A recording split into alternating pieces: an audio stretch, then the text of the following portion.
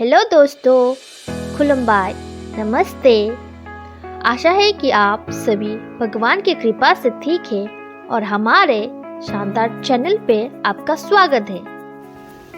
जैसे कि आप लोगों को पता है, इंफॉल मणिपुर के राजधानी है और ये खूबसूरत शहर भारत के सबसे प्राचीन शहरों में से एक है। इंफॉल सुंदर पहाड़ियों और भूमि से घिरे हुए हैं और अपने प्राकृतिक परिदृश्य के लिए जानी जाती है। मणिपुर को भारत का गहना भी कहा जाता है। 1997 में राजधानी को पूरब और पश्चिम इंफॉल में विभाजित किए गए थे। दोस्तों, क्या आप जानते हैं पोलो की आधुनिक खेल की शुरुआत मणिपुर में हुई थी? यहाँ तक कि टांग टा और हुएन लेलोंग जैसे मार्शल आर्ट्स की उत्पत्ति भी इंफॉल से हुई थी।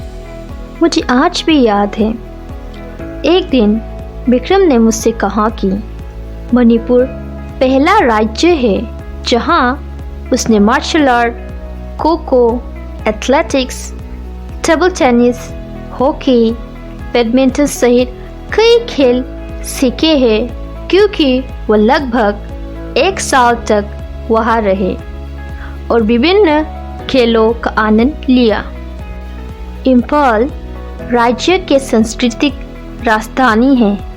रासलीला, जो मणिपुरी नृत्य है, ये भारत की प्रमुख भारतीय शास्त्रीय नृत्य रूपों में से एक है। मणिपुर घूमने के लिए एक शानदार जगह है, जहाँ कोई भी ताजी प्राकृतिक सुंदरता का आनंद ले सकते हैं, जिसकी कोई व्यक्ति कभी कल्पना भी कर सकते हैं। इस वीडियो में हम इंफॉल और उसके आसपास घूमने के स्थानों के सूची के बारे में बात करने जा रहे हैं। नंबर 1 में है लोकटोक लेक। लोकटोक झील मणिपुर के लोकप्रिय पर्यटन स्थलों में से एक पूर्व उत्तर भारत में मीठे पानी के सबसे बड़ा झील है। लोकटोक का नाम 2 शब्दों से बना है। लोक, जिसका अर्थ है धाराएं, और तक का अर्थ है अंत।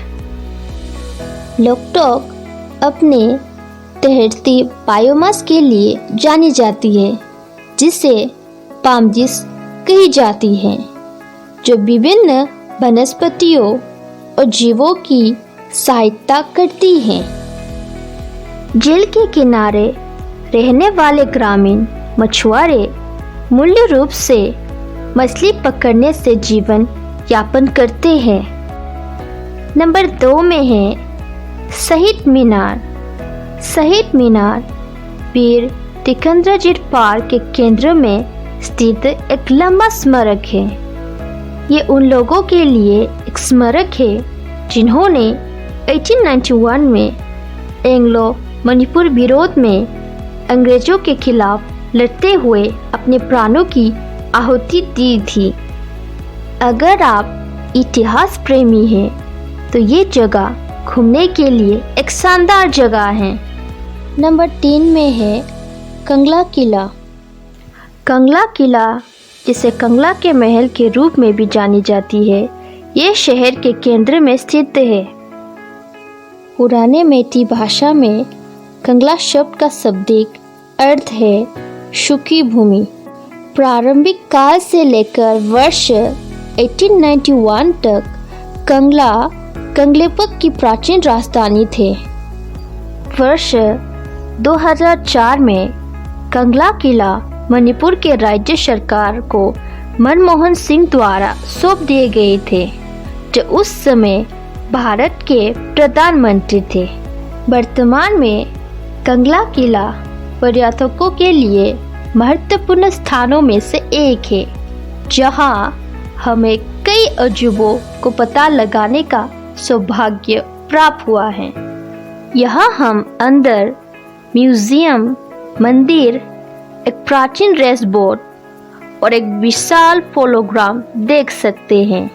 तो दोस्तों, अगर आप इतिहास प्रेमी और कला प्रेमी हैं तो मैं आपको निश्चित रूप से इस खूबसूरत किले की यात्रा करने का सुझाव दूंगी। नंबर 4 में है टेरोन गुफा। टेरोन गुफा मणिपुर के तमेंगलोंग जिले में स्थित है। तमेंगलोंग एक छोटा जिला है जो अपने संतरे और उनके त्योहार के लिए जानी जाती है। इस गुफा को टोलन गुफा के रूप में भी लिखा गया है, जिसकी लंबाई 655.6 मीटर है, जिसमें 34 जोड़ है और 5 मौजूद है। जैसे कि गुफा के अंदर अंधेरा है, आप सोच सकते हैं कि आप इस रहस्यमय गुफा में खो जाएंगे। लेकिन दोस्तों, खुश हो जाओ क्योंकि स्थानीय गाइड है और यहाँ तक कि नक्शा भी गुफा के बाहर पत्थर पर उकेरा और चित्र किए गए हैं, जिससे खोजकर्ता के लिए गुफा को पता लगाना आसान हो जाती है अंधेरे से। यदि हम इतिहास में पीछे मुड़ के देखेंगे तो हम पाएंगे कि टेरोन गुफा को पहले कई युगों तक आश्रय के रूप में इस्तेमाल किए जाते थे।